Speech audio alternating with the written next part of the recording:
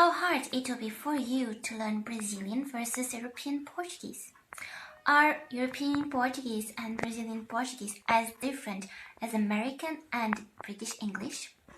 Hi, my name is Sara, and my Brazilian/Portuguese friend Luis and I will demystify this for you. And let me tell you, it's not what most people think. This is also, at the same time, a Portuguese listening exercise, so you can turn on the subtitles in Portuguese, English and Spanish. Let's go! Muitas pessoas dizem que o português do Brasil e o português de Portugal são mais ou menos como o inglês britânico e o inglês americano. Achas que podemos fazer essa comparação? Ou, como alguns dizem, ainda são mais diferentes?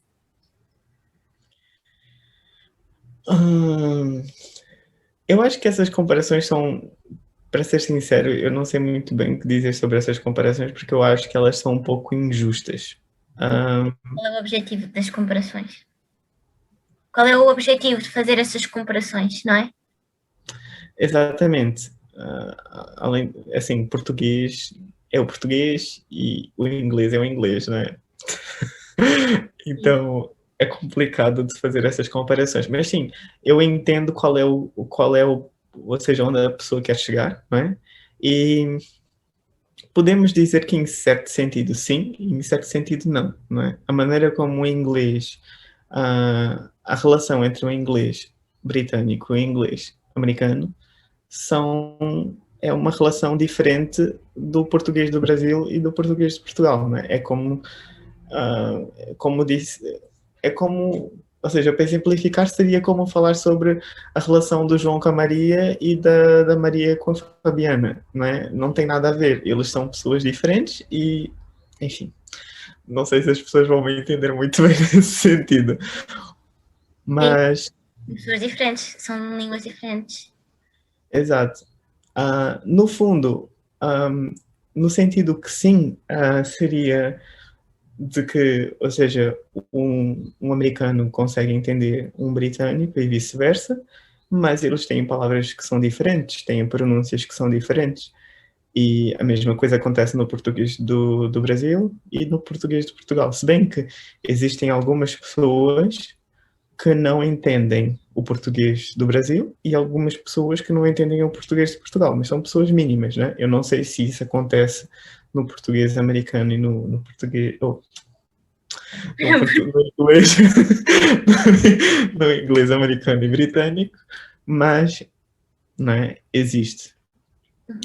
No sentido que não, é que, assim, o português é uma língua bem mais... O português do Brasil, por ser um país maior, existe muita diversidade. Ou seja, mesmo dentro do Brasil, existem vários tipos de expressões, de maneiras de pronunciar, enfim, eu posso chegar aqui e dizer, olha, vou ensinar para vocês como falar português do Brasil. Mentira, eu vou ensinar para vocês como é que se fala português do Brasil numa região do Brasil, que há de ser Rio de Janeiro, São Paulo, enfim, seja lá qual seja a minha pronúncia, né?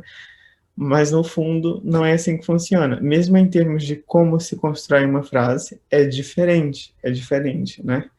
Seja aprender... Enfim, é isso. Acho que não. Porque, por exemplo, eu posso dizer aqui, diferenças em termos linguísticos do português do Brasil e português de Portugal. Existe muita diferença na maneira de pronunciar o D e o T, por exemplo. Bom dia, a minha tia. Mas eu, por exemplo, eu sou do Maranhão, do norte do Brasil. E na zona onde a minha família mora, eles não dizem tia, dizem tia. Ou seja, é bem próxima do português de Portugal, né? Então, vou dizer que é português de Portugal? Não, é português do Brasil. Né? Só que não é o português do Brasil que se está habituado, que é o tia, né? Titia, ou bom dia. E entre o português de Portugal e o do Brasil, achas que há um que pode ser mais fácil ou difícil para aprender? Isso depende muito da pessoa. Primeiro depende muito da nacionalidade da pessoa e do background que essa pessoa tem. Sim, da língua materna da pessoa. E depois depende também muito do... Acho que também depende um pouco do interesse da pessoa, né? Por exemplo, o italiano, muitos sons do italiano são muito próximos do português do Brasil. E eu sinto que os italianos que eu conheço que falam português mais facilmente pegam o português do Brasil do que o português de Portugal. Mas, por exemplo, eu conheço romenos que aprendem o português de Portugal em menos de nada. Enquanto o português do Brasil, eles não entendem coisíssima nenhuma, por causa da pronúncia, né? Tem muito a ver com as similaridades que a nossa língua nativa tem com a língua que a gente quer aprender, né? Seja o português do Brasil ou de Portugal. Ou outra língua qualquer. Uhum. Quanto mais coisas parecidas a minha língua nativa tem com a língua que eu estou a aprender, mais fácil vai ser. Sim. Quanto mais diferenças existirem entre a minha língua materna e a língua que eu estou a aprender, mais difícil vai ser.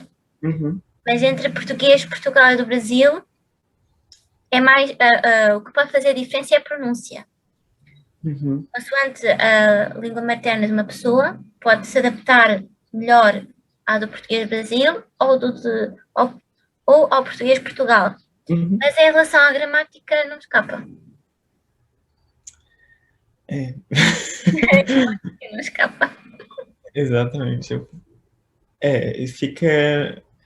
Ou seja, em termos da gramática, eu acho que em certo sentido, são muito parecidas, só que existem algumas coisas, assim, que mudam, né? Por exemplo, aquela coisa do dá-me e me dá, ou em, a, né? Eu vou a, ou seja, em Portugal usa-se mais eu vou a, no Brasil usa-se mais eu vou em ou no, certo?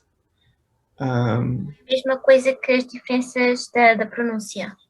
As diferenças da pronúncia são maiores do que as diferenças da gramática. Da gramática, sim, com certeza.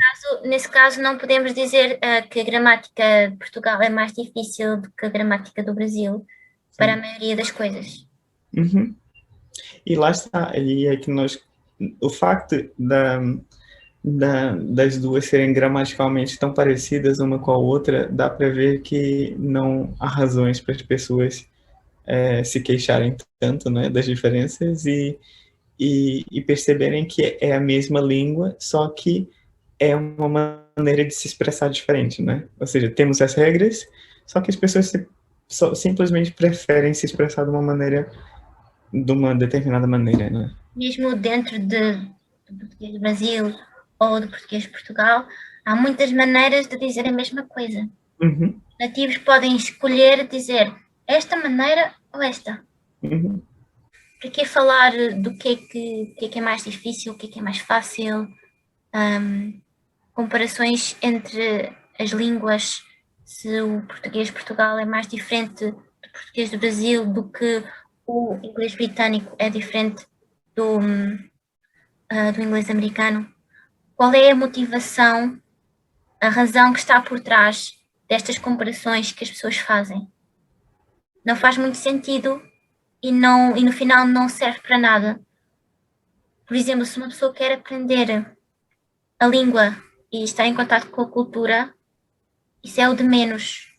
Se eu já decidi e tenho a certeza, tenho este objetivo, que eu vou aprender português, acho que não vale a pena estar a pensar a gramática é muito difícil, tadinha de mim, tão difícil, coitadinha de mim, agora tenho de estar a ler isto, não sei o quê. Se a pessoa já decidiu que vai aprender, acho que não vale muito a pena estar a fazer comparações com o português e as outras línguas. O quão difícil é.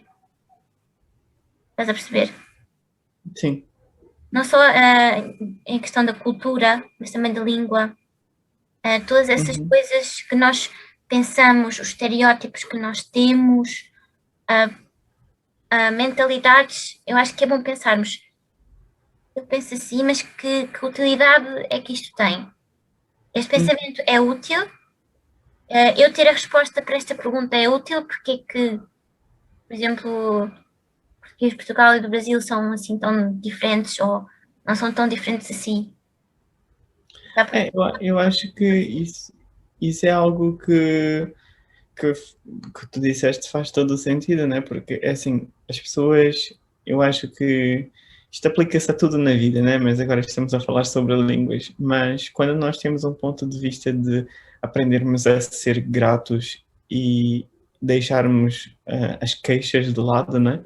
Nós tendemos a avançar mais rápido, né? Se eu estou muito focado nas diferenças ou que o que me incomoda numa determinada língua ou o que é chato de aprender ou que deixa de ser chato, no fundo eu vou estar mais focado nos defeitos da língua do que propriamente em aprender a língua, não é? É claro que nem todas as pessoas aprendem uma língua porque decidiram ser poliglotas ou porque querem aprender a língua, às vezes é por causa do trabalho, às vezes é por causa do marido, da esposa, do namorado, da família, enfim. E às vezes... Da razão, normalmente a pessoa toma a decisão, aprender ou não aprender. Sim, no fundo a pessoa vai aprender, não é? E se vai aprender, a melhor maneira dela aprender é pôr de lado todas essas coisas, todos esses preconceitos, todas esses rituais que as pessoas fazem atrás de uma língua, não é? E dedicar-se a aprender. E tudo aquilo que vier deve ter como gratidão, não é? E como algo que enriquece, não é? E, assim, vou aprender português de Portugal. Agora não vou ficar assim, este aqui é do Brasil, meu Deus, isto é do Brasil, isto é do Brasil. Ou então, tipo, esta palavra é feia, ou isto aqui é assim. Ou, não, é aprender a absorver tudo aquilo que vai pelo meio, não é? Eu já ouvi muitos estrangeiros que aprendem português, tanto de Portugal como do Brasil, a dizer: eu não gosto da pronúncia brasileira, eu não gosto da pronúncia portuguesa. Há pessoas que dizem: este é feio, este é feio. É assim, para mim tudo bem. Posso gostar de melancias e não gostar de melões. Sim, claro. Outra coisa é ser ofensivo e mal educado, mas uma pessoa gosta mais de um do que do outro, está no seu direito. Eu, se não gostar de melões, não como melões, como melancia. Todos nós temos as nossas preferências, não é? E está tudo bem nós termos isso, não é? Só não vale a pena nós andarmos a gritar ao mundo que não gostamos de algo, não é? Porque no fundo voltamos à mesma do que eu disse, não é? Vamos ser queixosos ao invés de nos focarmos em aprender.